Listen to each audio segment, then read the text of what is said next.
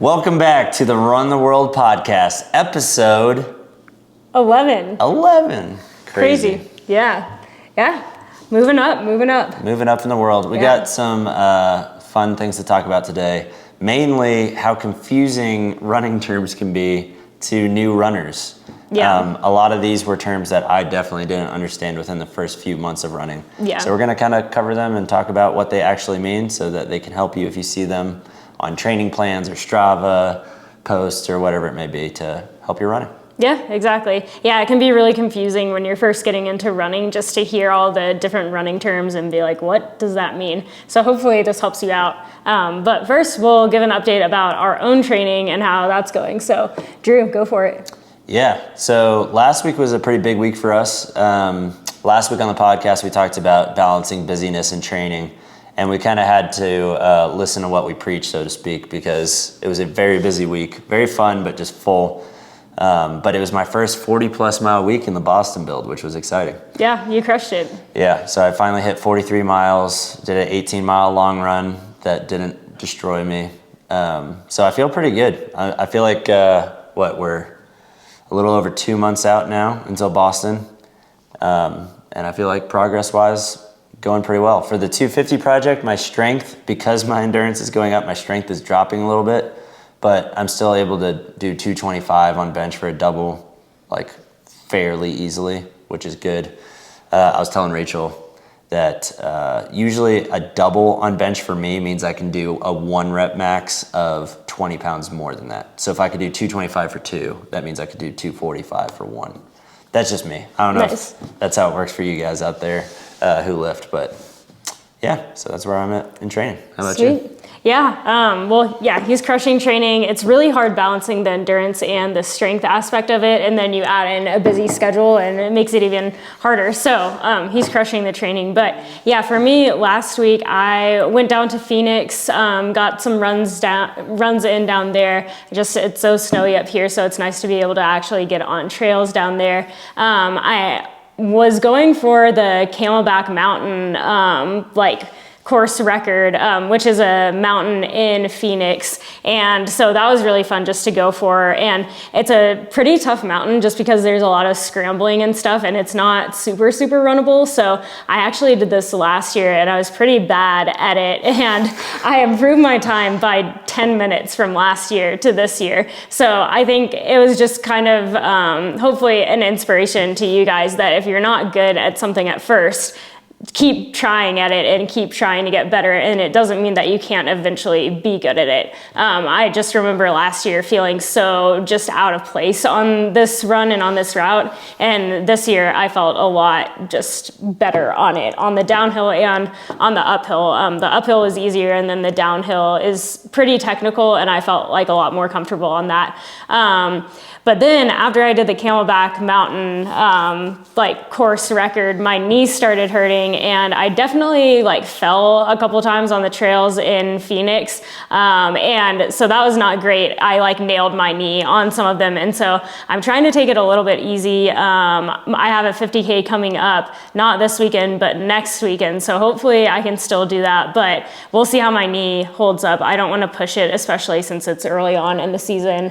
I want to listen to my body. I want to be smart, but I also would really want to race if I can. I feel like I'm in good shape, and so hopefully I can get out and race, and this knee is just kind of from falling instead of something that's a little bit more serious. So we will see. I have a doctor's appointment coming up on Wednesday, so we'll see how that goes. Yeah, pretty tough. Not ideal. I think it's easy to see the highlights of pro athletes in general and just think of the highlight to highlight reel of oh, they crushed this race and then they crushed that race. But sometimes you don't see the in between months where a really well-known athlete might be injured and might be struggling to catch back up. You've had several sicknesses and injuries in the last year that you've had to overcome. And it's easy to be oh, well, she was gold medalist, USA, Worlds, and she won a national championship. And it's looking from the outside, it looks like everything was smooth and easy, but it's not. Yeah, definitely not. Yeah. And even on top, on the coattails of success sometimes are setbacks. Like I just set the course record and then my knee starts hurting, you know? So, I mean, there's definitely ups and downs in this sport, and the ups can come and the downs can come like really close to each other. So that's why it's important to stay so even keeled with training. And yeah, I've been pretty frustrated today just because my knee's been hurting, but I'm trying not to let it get me too down. Yeah. Yeah. It's kind of like the mountains, you know, they're just up and down. Exactly. The mountains are up and down. The downs come right after the ups sometimes. Yeah, exactly. Almost all the time. It's just running in the trails is a perfect analogy for life. Yeah, it really is. Running is a great analogy for life sometimes. That is true. Yeah. So yeah, a lot of things going on for both of us. Yeah. Some exciting, some hard. I think it's just important we like being authentic with y'all of like the goods and the bads, because that's the reality. Yeah. We would never want you to think that just everything is going well, because things are hard and training is hard. And like we talked about in the motivation podcast like months ago, sometimes you do lack motivation. Sometimes you hit a lot of bumps and major bumps in the road, and that's where the discipline kind of comes in. Discipline sometimes to take time off, discipline to do the training that you don't want to do, discipline to just show up when you don't feel like it. Yeah, I definitely think that there's discipline in taking a step back, especially in running, because I think a lot of runners want to push and do more mileage or more, you know, whatever, like train more, and sometimes it takes a little bit of discipline just to rest more. 100%. Yeah, and sometimes it works out really well for you. So you can gain a lot from rest. If you've been working really hard, then your body needs rest to recover. Yeah, 100%. Yeah. So with all that being said, we're going to get into some of these terms, and maybe you've heard some of these. If we forget them, again, like, subscribe, comment. We love seeing your comments, whether they're supportive comments or just like question comments. You've seen us answer them before in previous podcasts. We'd love to answer more. So, yeah, totally. The first, some of these are grouped together because sometimes they're confused. People will be like, what's the difference between A and B? And it's like, it's the same thing. There is no difference. Like this first one. Like this first one it brings up is, what does threshold and tempo mean? And what's the difference between threshold and tempo? Yeah, I usually use these interchangeably, but to me, it just means a pace that you can hold up for about an hour.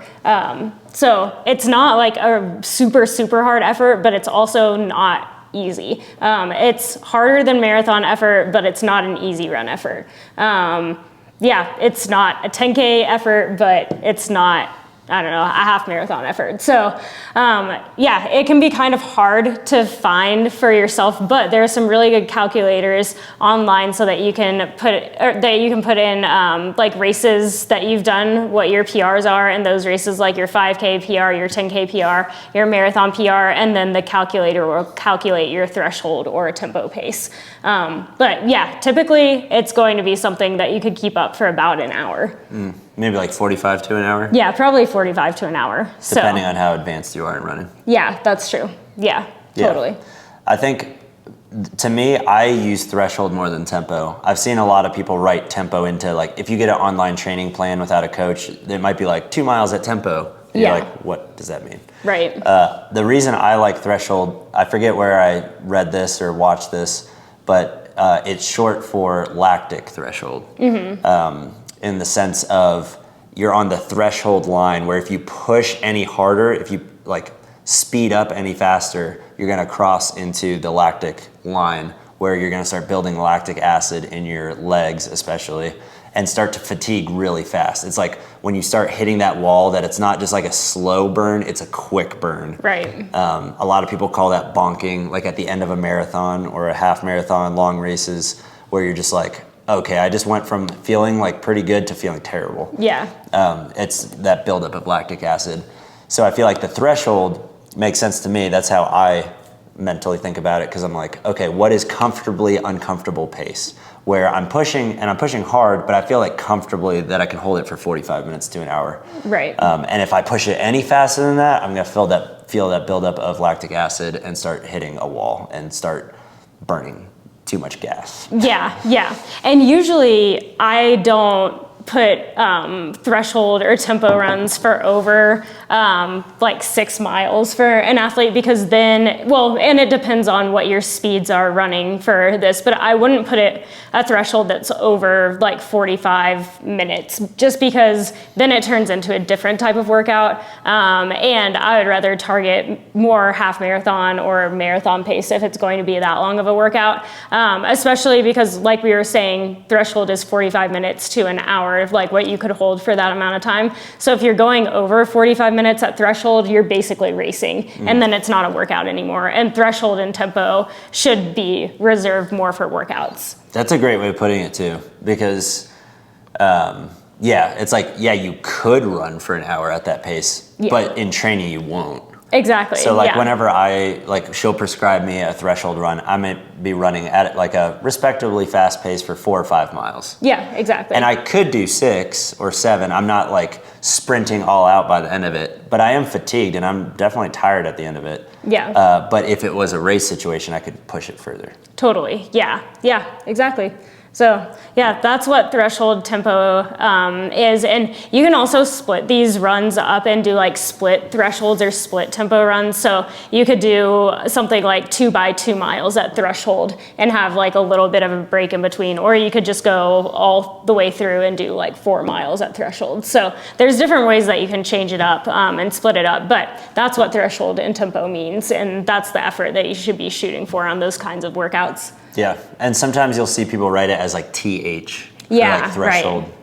Or maybe they'll just put T for either. Yeah. So sometimes you'll see something like 2WU for like 2 mile warm up, and then like 5 at TH, and you're like, what the heck are they talking about? Yeah, I've also seen LT, which is lactic threshold, I think, which is another one, the abbreviation that some coaches will use. So an important thing if you're using a training plan or coach is just know their terminology and understand what it means.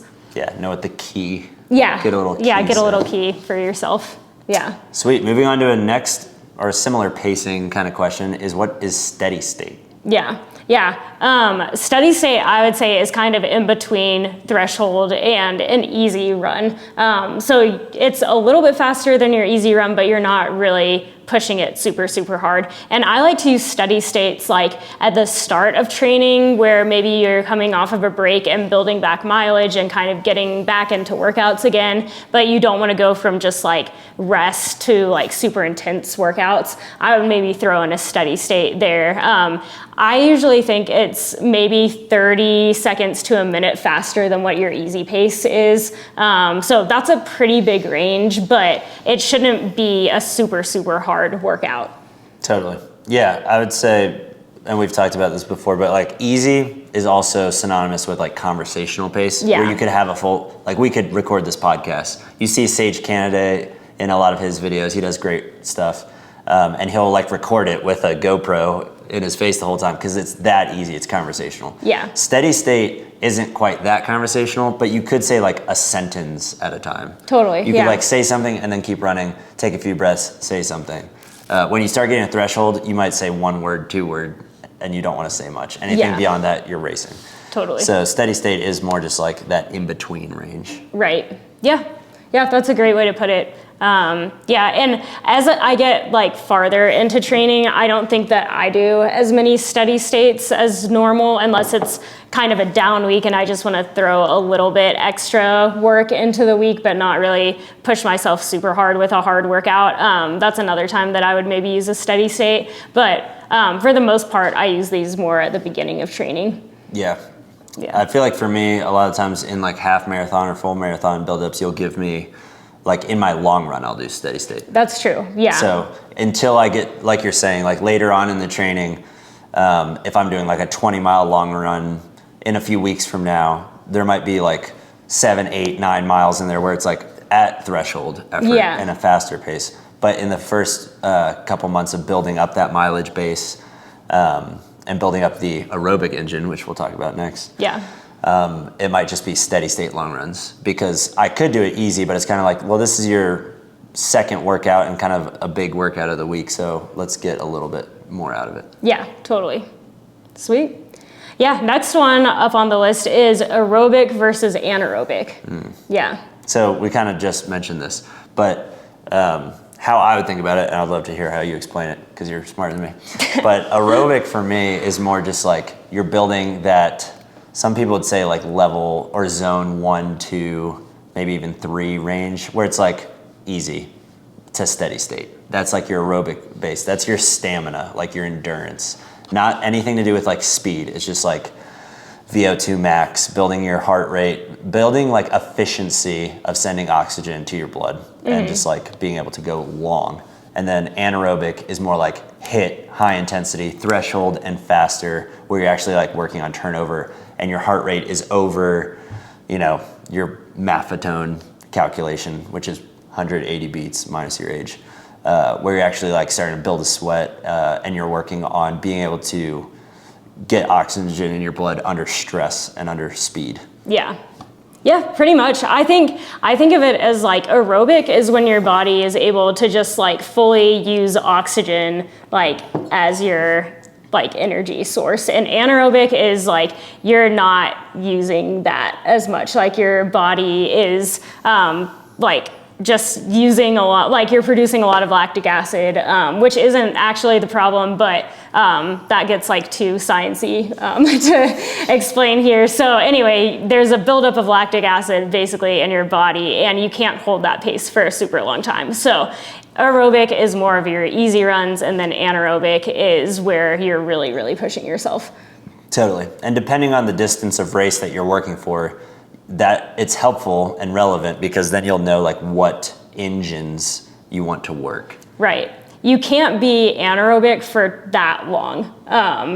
Most distance races, there's a huge portion of the race that is aerobic, and then you kind of go anaerobic at the end. Exactly. Yeah. Sprints, almost all anaerobic. Yeah, exactly. Usain Bolt, 100-meter dash, he doesn't need to have a big aerobic base, but he needs a very strong anaerobic engine. Yeah, exactly. Yeah. Pretty straightforward. Yeah. It sounds complicated, and there is like a lot more science to it than what we're saying, but just to the general the basics. Yeah. Okay, next one, talking about the anaerobic is strides and pickups. What's the difference between these? Yeah, so strides, and we've talked about this before, so you can look back at other episodes too if you want to see some more on strides and pickups, but they're really, really useful to help you get some turnover in your legs, especially on easy days. So we like to sprinkle these in a couple of easy days a week. So strides are just after you finish your easy run, you go out, you do maybe 4 to 5 strides that are 20 to 30 seconds long, I would say. So a stride is just probably around mile to 5K pace. You're not going like all out sprinting, but it's not just like an easy jog either. So you're definitely like going faster, but you're not like building a ton of lactic acid in your body because these are so short. So I always say full rest in between each stride. So you start one, you go for 20 or 30 seconds, and then either walk back for recovery or stay there for a little while and just hang out, chill, talk with your friend, stretch, whatever, and then come back, do another one, and do 4 to 5 of those. But you want to have full rest in between and take a minute or two so that you can really work on that like fast twitch muscle. But you're also not making this a really hard workout. Yeah, exactly. This is like bonus tune-up work. You should never be like, oh man, strides are like the hard part of my run. Right. It's like, then you're probably taking them too fast. Yeah. You shouldn't be like sore from these. No. This is helping with turnover. It's helping you adapt to form under faster paces. It's helping with your anaerobic engine of being more efficient running faster. Totally. But just enough where it's not like giving you soreness or fatigue or ruining the rest of your training. Yeah, exactly. Yeah, so pretty simple. And yeah, like I said, they're great to do the day before workouts and on easy days. So I like to throw these in on those easy days right before workouts because it gives me a little extra pop in my step. Another thing that you can do on these is do hill strides, and those really help build power too and efficiency. So instead of just doing a flat stride, try like adding in a hill sprint or a hill stride. I guess not really sprint because I don't don't want you to think that you're maxing out on this. It's the same effort as the flat stride, but just up a hill, and it helps build more power and efficiency as you're running. Yeah, I've heard people say it's helped with their form a lot too, because it forces you to lift your knees up higher than you would on like an easy run. Totally. And it helps with your back kick, and it's just like, if you're trying to go fast, your body knows how to run more than you think it does, but you have to give it opportunities to learn from itself. And when you run faster, you learn like, okay, if I lean too forward, I'm inefficient. If I, crouch over, whatever. Like when you're sprinting up a hill or right in front of you, doing strides at that mile-ish pace, it helps you work efficiently. So then when you go into your easy run, you're like, oh, this is actually like really easy. Totally, yeah. And you like doing pickups, which are the same, like it's, the point of pickups is the same as the point of strides, but they're a little bit different. Yeah, just a little different in the sense of you don't do them after your run, you do them at the end of your run, during the easy mileage that you're doing. So for me, if I have an easy 5 on the docket, in mile 5, I have a couple songs that last half a mile. And in that half mile, I do 3 pickups. Some people, I think the range is like 3 to 5 for strides or pickups. And the more advanced, the maybe more you can have. But I like doing 3. That's been my sweet number. So at the 4.5 mark, I do the first one. I like start the song, and at the chorus, I do 1. At the next chorus, I do the next one. And at the final chorus, I do the last one. Nice. So you have to find songs with 3 choruses. But yeah, I'm just curious, which songs are your go-to stride songs right now? The song that is always my go-to stride song is called Cult. Okay. I think it's a few bands, but it is a grandson song. Oh, okay, grandson, nice. Very inappropriate, very loud, and is perfect to get me in the mood to run fast. Get you ramped up. I've thought of, if you side tangent here, but if you've ever watched Captain America: Winter Soldier with Bucky, aka the Winter Soldier, he has like music when they're like Russians take over and they're like, and Hydra is like trying to brainwash him. They like have a song that plays, and then he's like, "Oh, I'm focused in." Okay. And I've just been like, you know what? I'm gonna have this song Cult that I only will listen to when I do strides. Oh, whoa! It's only a I never stride listen song. to it any time else. Okay. So it gets, it's like, It gets I'm like, oh yeah, easy run, and I'm like locked in. Time for strides. I'm Bucky now.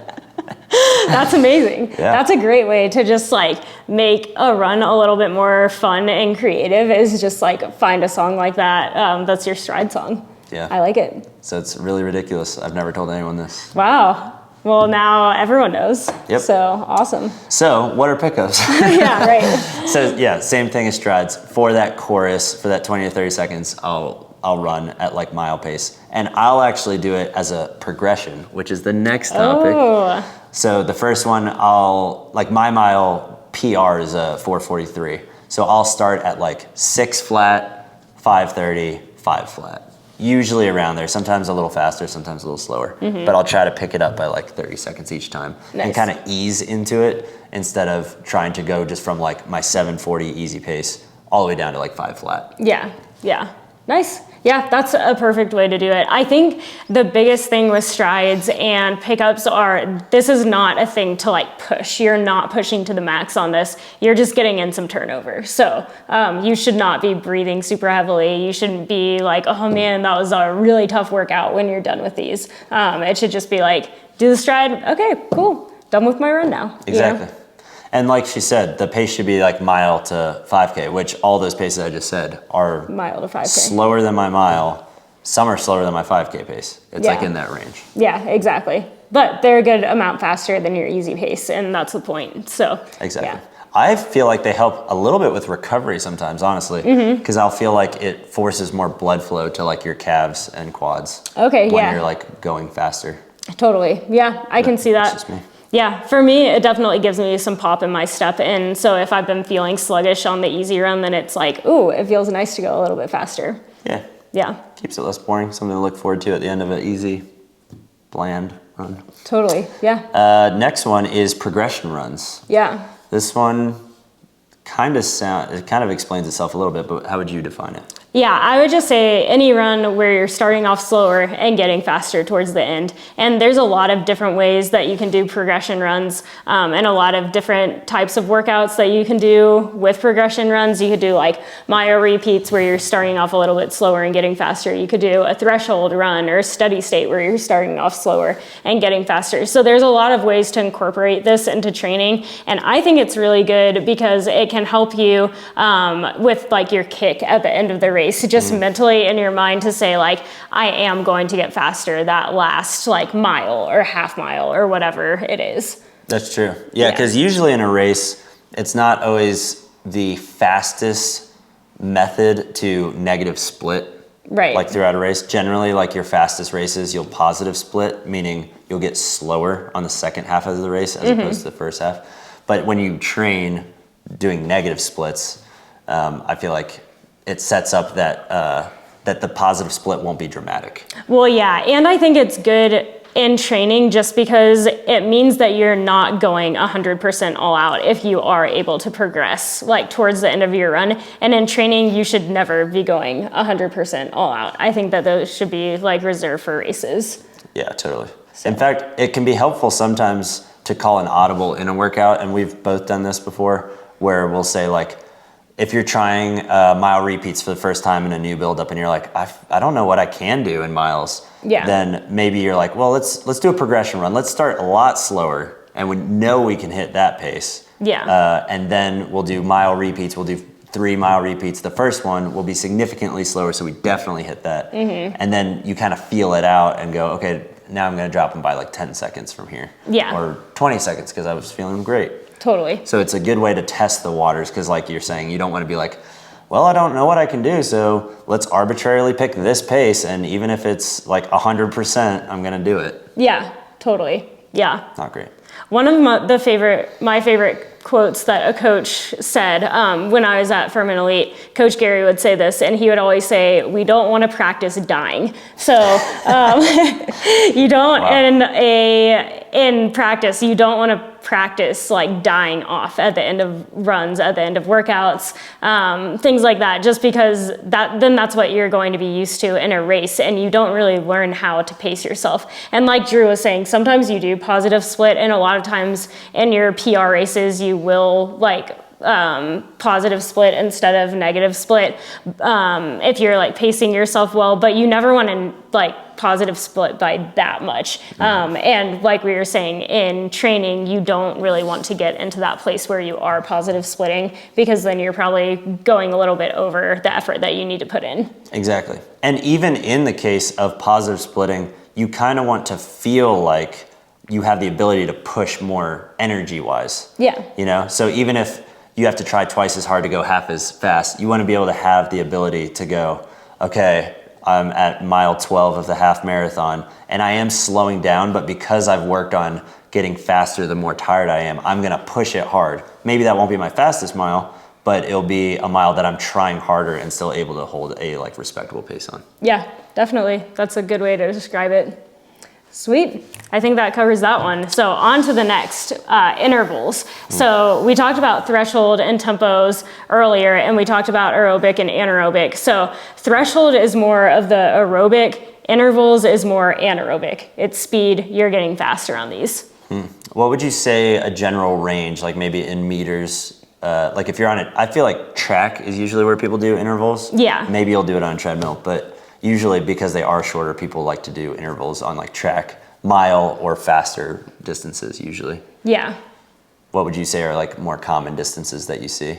I think like doing 400s or like 200s that are intervals, stuff like that, like 800s. I would even say it's different for different events. I think doing intervals for a mile is a lot different than doing like intervals for a 10K. Like I've done interval workouts where it's like 10 to 12 by a K, and I'm training for the 10K, and I would still say that those are intervals. But someone that's training for the mile would never do 10 by a K. They would be doing a lot faster intervals. Yeah, makes sense.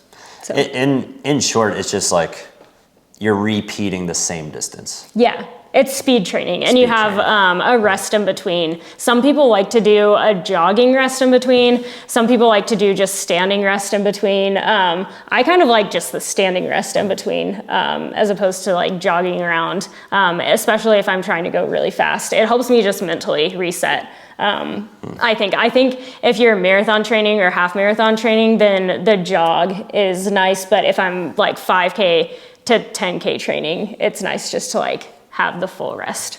I agree. I was doing a workout this past summer when I was working on my mile, and I was doing some interval training with some really fast runners, and they would jog. So they do like 200 on, 200 off intervals. And they would like jog, do the next 200. But I was so dead trying to keep up with them that my jog was just like a glorified walk as I was like heaving air. Yeah. So to me, it's like the technicality. I'm like, I probably would have recovered more efficiently and put in a better workout if I would have just stopped, waited 30 seconds that it took to get to the next 200, Right. or 45 seconds, and then just go. Yeah, totally. But yeah. this is another thing we brought up. There's calculators for this. The VDOT calculator is like one of the best that we use all the time. And you can put in your mile time or 5K time, and it'll show you what your interval training would look like. Yeah, totally. And it'll show you paces for like, if you're trying to hit this time in the 5K, this is what your interval will like look like for like 400s or for an 800 or something like that. So it's a really great calculator. We've mentioned it before, but we're big fans.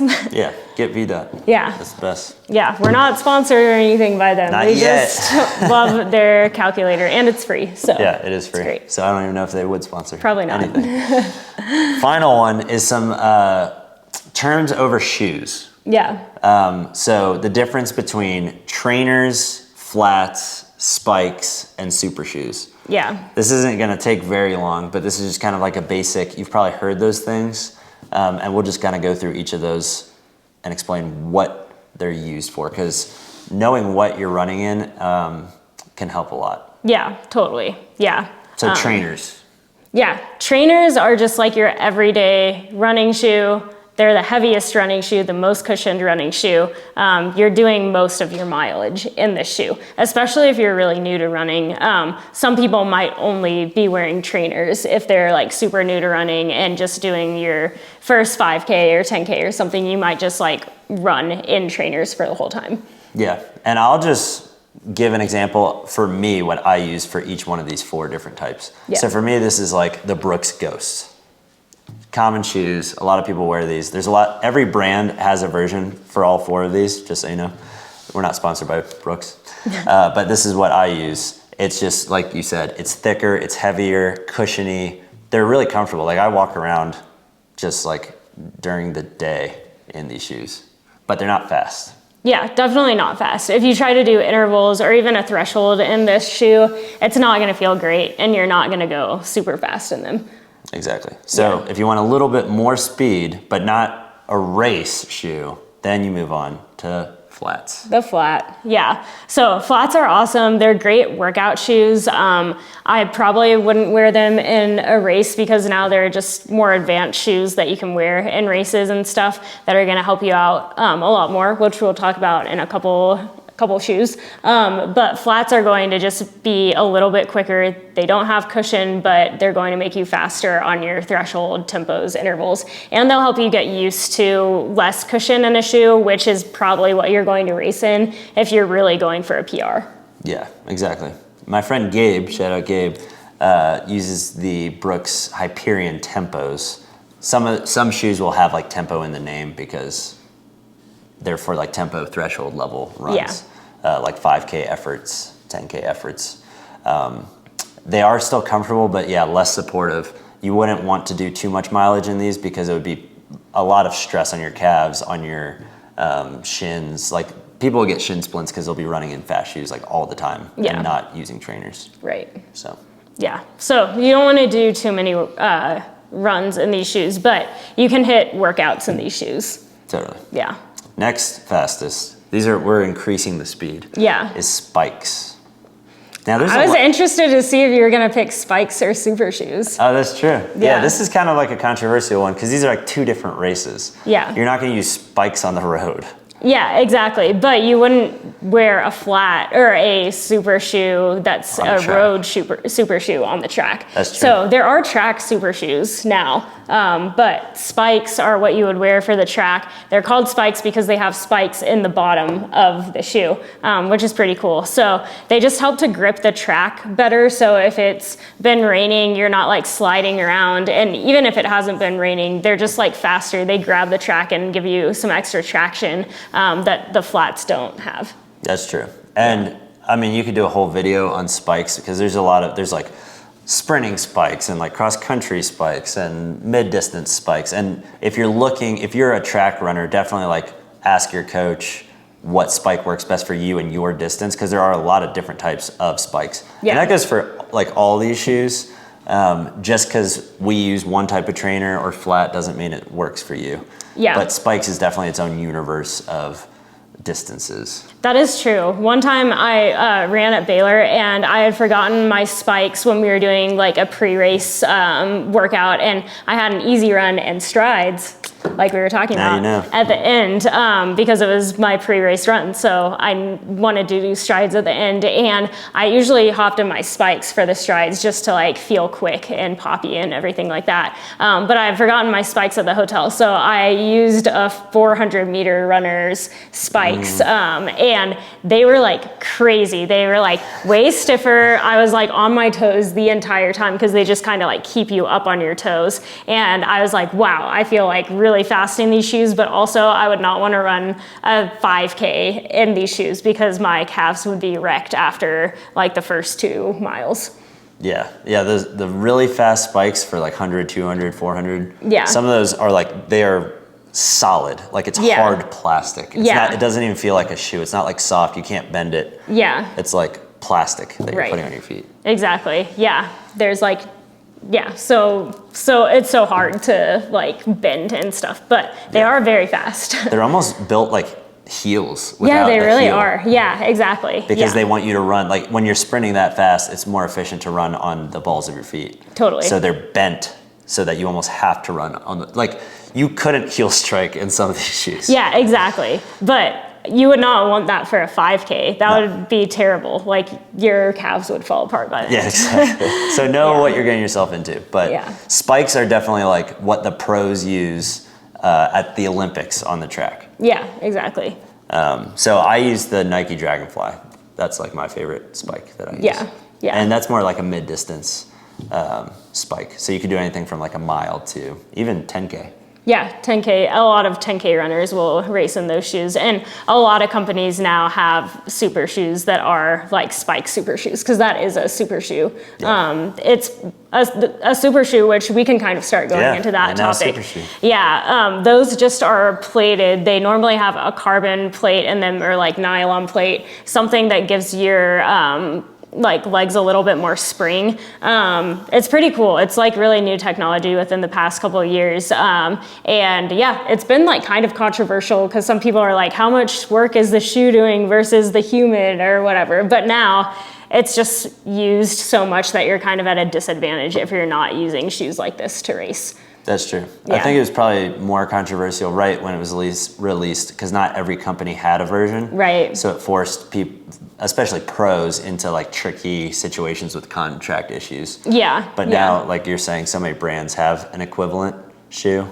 So there's not just like, oh, that one brand is like the best. It's like a lot of brands have good stuff. And if you look at Diamond Leagues and Olympics and World Championships, you see people winning in different brands of shoes. Totally. And it was also really controversial because after the first super shoe was the Next Percent, I think, or Vaporfly. I forget, yeah. I can't remember the order. I should know that. But it was one or the other. And then they came out with the Alpha Fly, which was like even more of a super shoe. And that actually got banned from some competitions that are like IAAF competitions. And you can't set an official world record. And then because they're just like too fast, essentially. Or like that's where the running world decided, okay, now this shoe's doing too much of the work and we're gonna like ban over this amount of like help from the shoe. Exactly. So I race in the Vaporfly, which a lot of pros running, so I don't know why I'm running in it. But it helps me a ton. That's what I qualified for Boston in when I ran my 251. And it's like springs. It does feel like cheating. Like after you've been running in trainers for 80, 90% of your mileage, it feels like the responsiveness, it's like springs. You're not as sore at the end of it. It's crazy. It's so helpful. It'll take minutes, literally minutes off your marathon. Yeah. If you're doing the proper training. Yeah. But Alpha Flies, you and I, if you're at my level or below, like, or a little above even, you could use Alpha Flies and qualify for Boston and get that extra boost that is illegal for a pro to use to qualify for like the Olympic trials or Olympics. Yeah. But if you're just trying to go to your local 5K and set a PR, you can run in them. Yeah, exactly. If you want to go to your 5K and crush some people, then you can definitely wear those for sure. Yeah. They just have more regulations at the top when you're actually making money from it. Yeah, exactly. Yeah. I feel like it was important to kind of have a cutoff where it's like, okay, we've gone up to here. This is really cool technology, but we're not going to go up to here. I appreciated that the running world did that so that we can keep it a little bit more natural, you know? Exactly. Yeah. Yeah, because you can look at, from 1900 to 2000, how times have dropped a lot. Totally. And you want to see how fast the human body can go. Yeah. And how much the hard work and training strategies have evolved, and not just like, well, our shoes are better now. Exactly. Because that's kind of lame. Totally. Which I think it's a combo of both. Yeah, I definitely think it's a combo. I'm excited that times are getting faster and records are getting broken. And it's inspiring to me too. So anyway, but it is cool that people are being innovative and creative with the technology. And a lot of track and road running technology has changed. We've come up with track surfaces that are way, way better than what like my dad ran on, like gravel tracks. Now we have like Mondo surfaces and like really fast tracks and stuff. So I think it's cool that we're evolving as a sport, but also kind of staying true to like what can the human body do. Totally. And never use it as an excuse, because I think back, we've talked about this, like Roger Bannister ran a sub 4-minute mile back in like the 40s or 50s on like a dirt track in old shoes off of like 30 miles of training a week. Totally. Before like a war or something. Maybe it was early 40s. Yeah, there wasn't like great training. Exactly. He wasn't like, a pro runner. Yeah, exactly. So it's possible. With like the hard work, the tenacity, the consistency, those things will make you elite. The shoes will make you just a little bit better. Yeah, exactly. It's like the extra like 1% that you need to like get that PR or like get just a little bit better. But training can do that as well. And as we're consistent, that's going to be even more key than like having a super shoe. Totally. Yeah. So, I think that covers it all for this episode. Yeah, I agree. Yeah. Again, if you have any other questions, leave them down below in the comments. Hit that subscribe button. And we look forward to seeing you next week on the Run the World podcast. Yeah. See you next time.